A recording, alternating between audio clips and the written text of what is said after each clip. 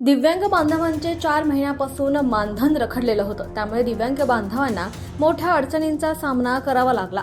या गंभीर बाबीची दखल माजी मंत्री तथा शिवसेना शिंदे गटाचे नेते आणि आमदार बच्चू कडू यांनी घेत त्यांनी थेट सरकारमध्ये असून सुद्धा दिव्यांग बांधवांसाठी मंत्रालयात 19 मे रोजी आंदोलन करण्याचा इशारा राज्य सरकारला दिलेला होता।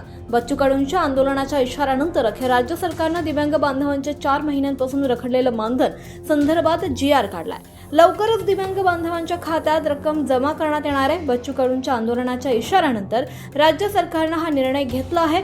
दिव्यांग बांधवांच्या वतीनं बच्चू कडूंनी आभार व्यक्त केले। सर्व दिव्यांग बांधवांचे 4 महिन्यापासून मानधन बंद होतं, कारण UDID कार्ड नाही म्हणून मानधन दिले जाणार नाही असं तुगलिक निर्णय सरकारनं काढलेला होता। त्याच्यामुळे मानधन बंद होतं। तात्पुरते दिव्यांग प्रमाणपत्र असताना सुद्धा मानधन बंद केलं होतं।